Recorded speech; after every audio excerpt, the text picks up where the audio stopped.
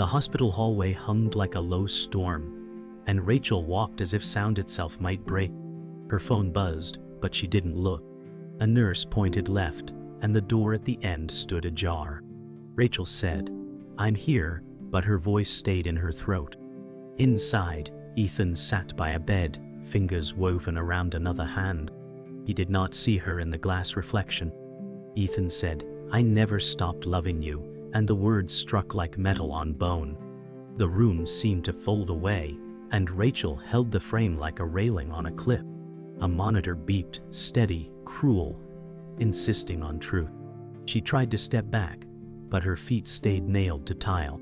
The woman on the bed breathed shallow, fragile as rice paper. Ethan leaned close and whispered, and Rachel's name did not appear. Rachel said, "Say it isn't," though no one heard. The fluorescent light flickered, and everything in her flickered with it. She turned as if the air pushed her, not her choice at all. The hallway stretched long like a lifetime of almosts. The nurse looked up, then away, granting mercy by pretending not to know. Rachel walked toward the exit sign that glowed like a false promise. Outside, rain began without thunder, quiet and absolute. The apartment smelled like rain and old coffee, and Rachel set her keys down too gently. Silence grew in the corners and made itself at home. She replayed the words until they lost shape. Rachel said, "Maybe I misheard," and the room did not answer. A neighbor laughed through the wall, careless and warm, and it hurt. She opened a message thread and watched their bubbles like tombstones. Ethan said, "We'll talk tomorrow," in a message from an hour ago, then nothing more.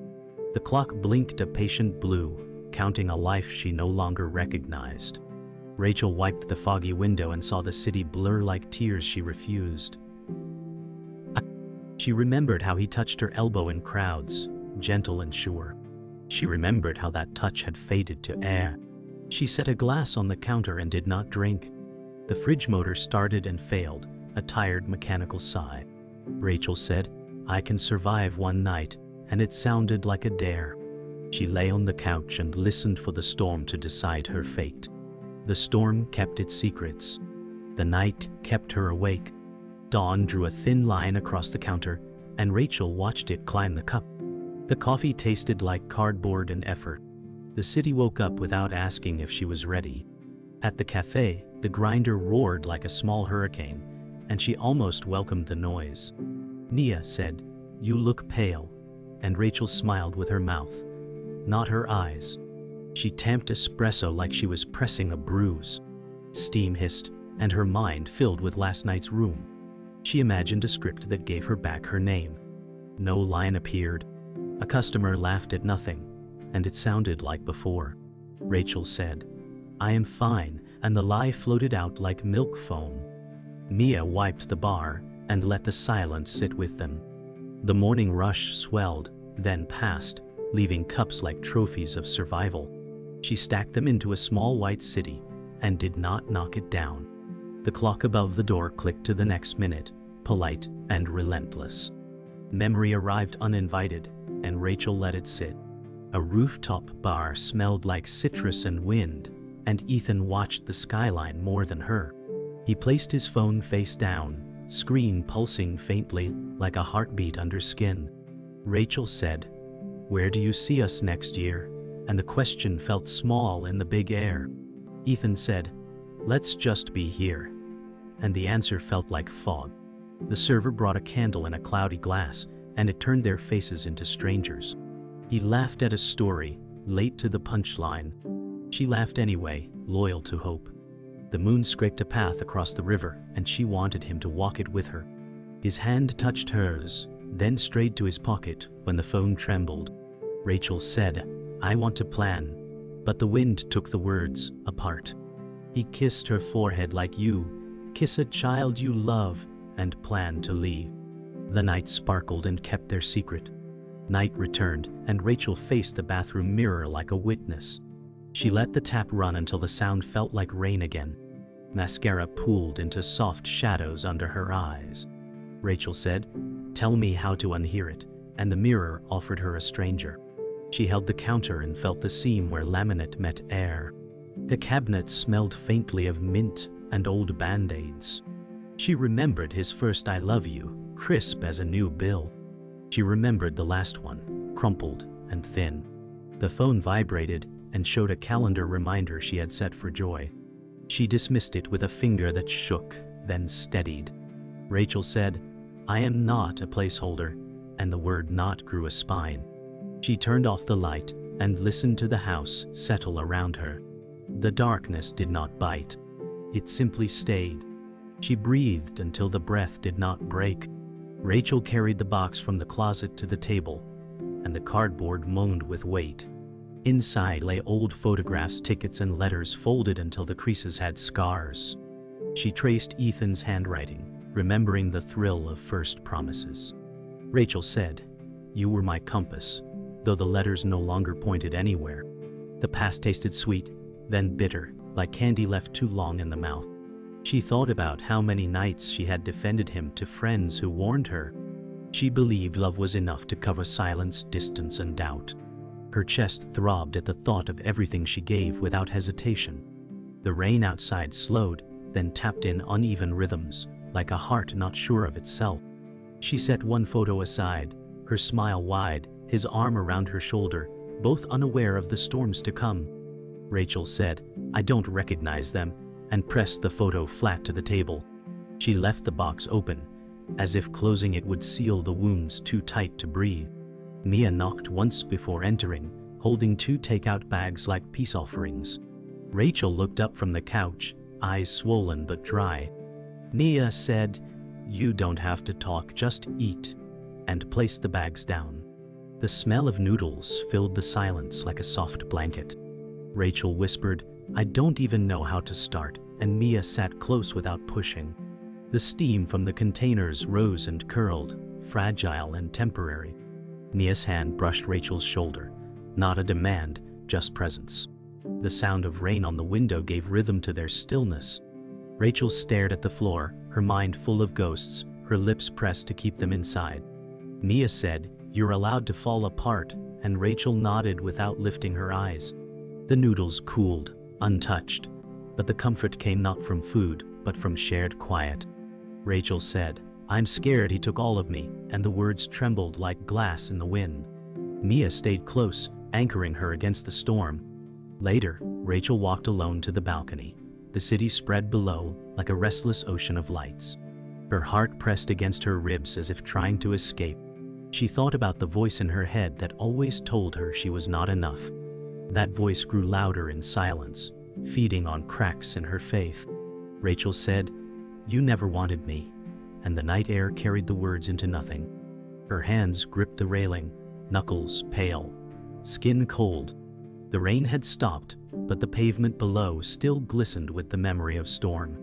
She closed her eyes and felt the weight of old wounds, heavier now with betrayal. The internal struggle clawed at her, louder than traffic, sharper than neon glare. She whispered, "Why do I keep losing myself in love?" And the city gave no answer. The balcony door creaked behind her, but she didn't turn. She remained in the stillness, pressed between despair and the faintest thread of resolve.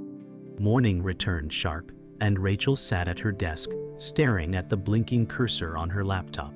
Work emails stacked up, demanding attention she couldn't give. Her reflection in the screen looked hollow, an echo of who she had been. Rachel said, "I can't even focus," and shut the laptop with a snap. She paced the room, her breath shallow, her chest aching from truths she refused to carry. She remembered their first apartment hunt, the excitement of shared plans, and the illusion of permanence. Those plans scattered now, like papers blown from an open folder. The voice inside told her she was unworthy, repeating like a cruel chant. She pressed her palms to her ears, trying to silence it. Tears stung, but she refused to let them fall. She whispered, "I deserve to be chosen," and the words shook the walls more than her sobs ever could. She sat again, empty but slightly steadier. The day dragged her forward, even as she resisted. That evening, Rachel met her mentor Grace, at the small corner cafe they had chosen years ago. Grace stirred her tea with slow circles, eyes calm and steady. Grace said, "Pain is not proof you failed," her voice warm but firm. Rachel looked at her mentor, feeling the weight of those words tugging against despair. She said, "I gave everything, and it still wasn't enough," her voice cracking. Grace leaned closer, her presence anchoring Rachel's scattered soul. The hum of other voices faded, replaced by the truth Rachel avoided. Grace said, "Enough is not something you earn, it is something you are." Rachel pressed her hands around the cup, letting the heat soak into her palms. The scent of chamomile rose between them, soft and healing. The cafe's old clock ticked above, steady against their silence. Rachel whispered, "I don't know how to believe that yet." And Gracie's eyes held patience. The night outside pressed against the windows, but inside, hope began to flicker. Rachel sat across from Ethan, in the quiet diner where the hum of fluorescent lights sounded louder than words. He stirred his coffee but never drank. Rachel said, "Why didn't you tell me?" Her voice cracked like a branch underfoot. Ethan looked at the table, his silence a sharper confession than speech. The waitress passed by, placing plates on another table, the clatter a cruel reminder of normal life. Rachel said, "I deserve the truth," and her chest ached at how hollow it sounded. Ethan muttered, "It wasn't meant to happen this way," his tone dry, distant. She searched his face for the man she once trusted, but found shadows. Every memory now bent and twisted into questions with no answers. She held the edge of the table, her nails pressing marks into the wood. Rachel said, "You broke more than promises," and the tears she refused tasted of iron. The silence that followed was their longest conversation yet.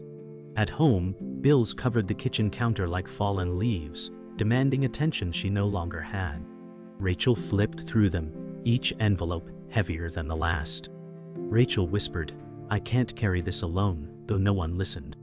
She grabbed her phone, almost calling Mia, but her hand froze. The weight of betrayal mixed with the pressure of debt, a cruel cocktail of despair. The fridge hummed with broken rhythm, a tired machine echoing her exhaustion. Rachel said, "Love was supposed to make the load lighter, but it had only doubled." She stared at the overdue notices and felt her chest tighten. The apartment's dim bulb flickered as though mocking her state. She pressed her forehead against the cool counter and closed her eyes. Rachel whispered, "How do I fix what I didn't break?" The sound dissolving into silence. The world outside her window kept moving, blind to the ruin inside. Ethan stood in the doorway of her apartment, his expression caught between guilt and defiance. Rachel said, "Why are you here?" her tone sharp yet trembling. He stepped in without waiting, his presence filling the small room with unease. Ethan said, "We can still figure this out," but the words felt empty, like air with no weight. Rachel laughed bitterly, a sound that shocked even herself. She said, "Figure out how to erase her from my memory," pointing toward the wound he left. Ethan's jaw tightened, eyes narrowing as if he too carried anger. The tension sparked like dry wood ready for fire. Rachel said, "You chose her over me, don't dress it as mistake," her fists trembling at her sides. Ethan muttered, "You never understood what I needed," and the cruelty hung thick. Rachel turned her back to him, the silence heavier than any scream. Later that night, Rachel sat with Mia, her body curled inward like she was trying to vanish. Mia touched her hand, grounding her. Rachel whispered, "I don't know how to keep breathing," the admission raw. Mia said, "Then let me breathe for you until you can." Rachel broke into tears, the sobs silent but violent. She pressed her face into her palms, ashamed of her weakness. Mia rubbed her back in circles, saying nothing more. The weight of friendship wrapped around Rachel, fragile but real. She said, "What if I never recover?" her words muffled. Mia replied, "You will, and I'll remind you until you believe it." The room smelled faintly of lavender candles, their small flames swaying like hope refusing to die. Rachel held Mia's hand tighter, letting herself be carried by borrowed strength. The storm outside rattled the window, but inside she was not alone. Alone again in her bedroom, Rachel stared at the ceiling, her body heavy with grief. The clock ticked relentlessly, each second a reminder of her unraveling. She whispered, "I can't keep this up," her voice dry. Shadows shifted across the walls, shaped by headlights passing outside. She replayed every word Ethan said, twisting them into sharper knives. She thought of the love she poured into him, drained now like water into cracked earth. Rachel said, "What's left of me?" and her chest ached with the emptiness. She clutched her pillow, but it offered no comfort. Silence pressed down, suffocating yet familiar. Her heart pounded as if trying to break free from her chest. She closed her eyes, hoping for dreams, fearing they would bring him back. The night stretched endless, a cavern of sorrow she had no map to leave. Morning felt impossible. Healing felt further than the stars. Rachel scrolled through Ethan's old messages, her thumb trembling as though every word had grown thorns. She froze when she saw a name hidden in the threads, one she had not noticed before. The messages revealed secrets he never meant for her eyes. Rachel said, "It was always her," her voice quiet, broken. The air thickened in her lungs, each breath like swallowing glass. She dropped the phone, the sound of its fall like a verdict. Every moment of tenderness replayed, suddenly painted false. She whispered, "I gave years." He gave her his truth. Her chest heaved as the apartment spun. The betrayal burned deeper than silence ever had. Rachel pressed her palm against her heart as if holding it in place. She turned toward the window, city lights mocking her with their indifference. The storm outside mirrored her own, restless and wild. She realized the man she thought she loved had been a stranger all along. Sleep slipped away, replaced by memories she never asked for. Rachel stood in the kitchen, clutching a glass of water, but her reflection in the window showed her past instead of her face. She saw herself years earlier, smiling as Ethan kissed her hand. Now the ghost of that girl looked foreign. Rachel whispered, she trusted him too much, and the words cut as if directed at herself.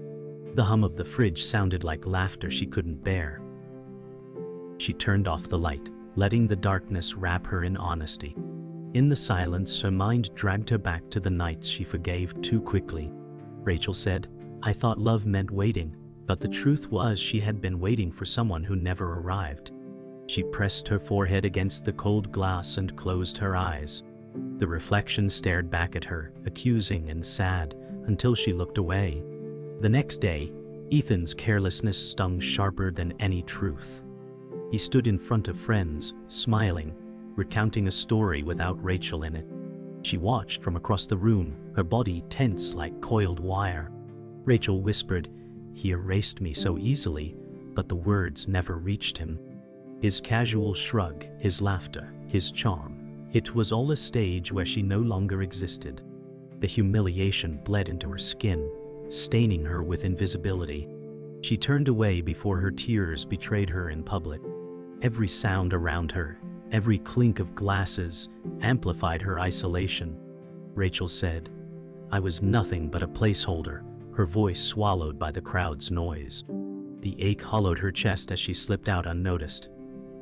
The night air hit her like a slap, but at least it was honest. Her shame burned hotter than anger, leaving her hollow and shaking. Rachel walked home with her thoughts heavier than her steps.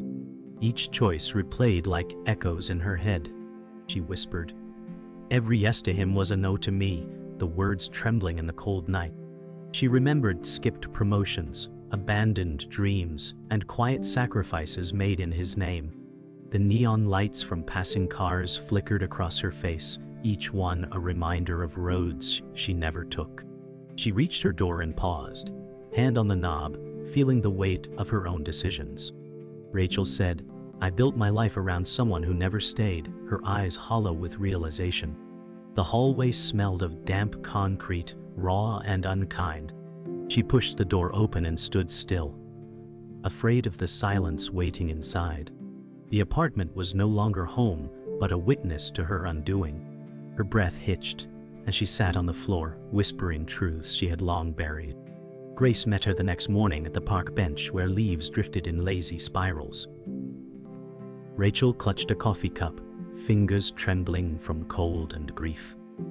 Grace said, "You can't heal until you face it," her tone steady but kind. Rachel said, "Facing it feels like drowning," her eyes rimmed with exhaustion. Grace leaned closer, her gaze sharp as truth. She said, "Drowning is only the moment before you learn to swim." The words wrapped around Rachel like fragile armor. She stared at the pond's surface, rippled by wind, her reflection fractured but still present. Rachel whispered, "I don't know who I am without him," and Grace placed a hand on hers.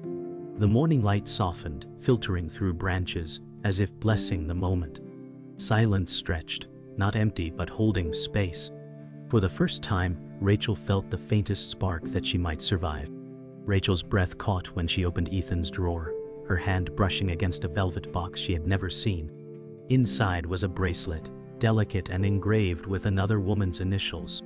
Her chest collapsed in on itself, the truth roaring louder than silence. Rachel said, "It was never me," her voice trembling with rage and sorrow. Every memory shattered like glass, falling from height. She staggered back, gripping the dresser for balance. Ethan entered, startled, eyes darting to the open box. His face betrayed guilt faster than words. Rachel shouted, "You planned a life with her while I begged for scraps," her tears burning as they fell. He reached out, but she recoiled as if from fire. The room suffocated her, walls closing in like a trap. Rachel whispered, "I was never enough for you," and the truth cut deeper than betrayal ever could. Rachel collapsed into Maya's arms later that night, her sobs shaking them both. Mia held her tighter, whispering, "Let it out. I've got you." Rachel said, "He never chose me, not once," her voice shredded by grief. The apartment felt small, as if grief itself expanded to fill every corner. Mia stroked her hair, letting silence carry the weight words could not. The walls hummed faintly with the storm outside, mirroring Rachel's own collapse. She pressed her forehead to Mia's shoulder, ashamed of her vulnerability yet desperate for comfort. Rachel whispered, "I don't know how to exist without him." And Mia said, "You'll find yourself again, and I'll stand with you until you do." Rachel clutched her friend's shirt tighter, as if holding onto a lifeline.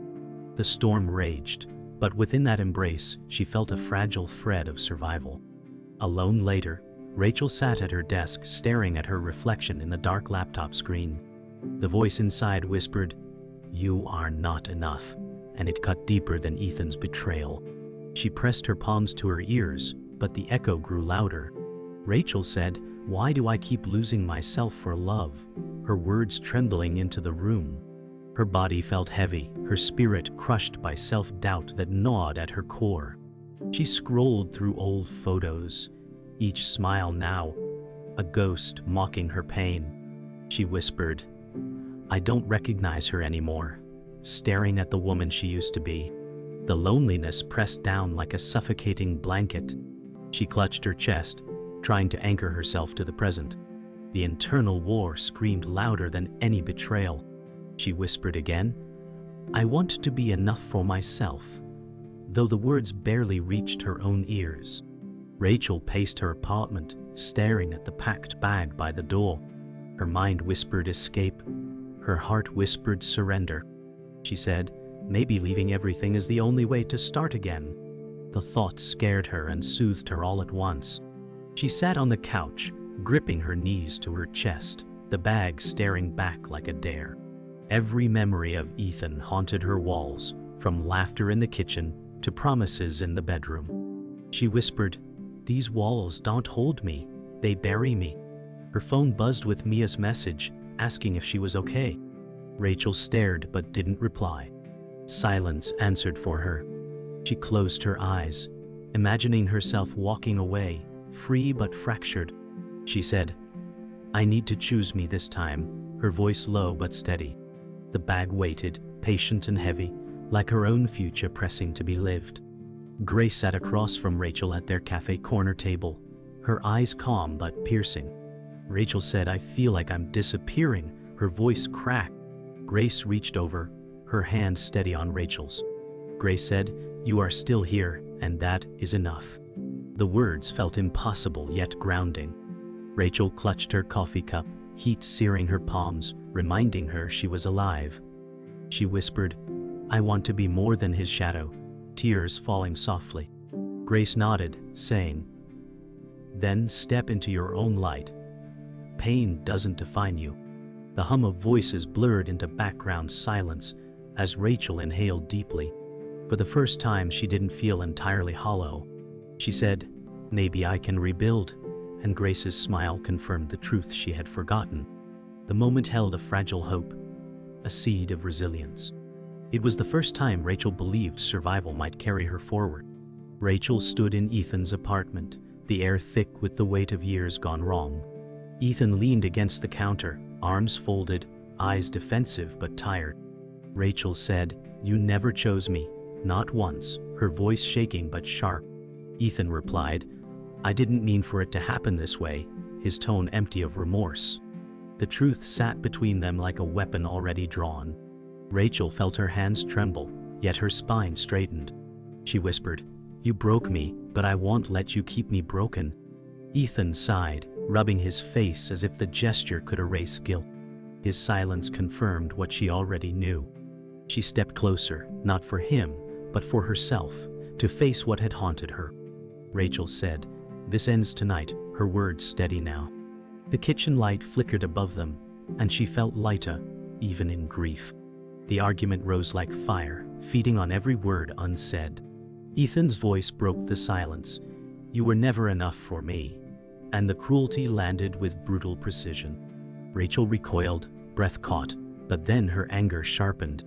She shouted, "I was more than enough. You just wanted more than one heart could give."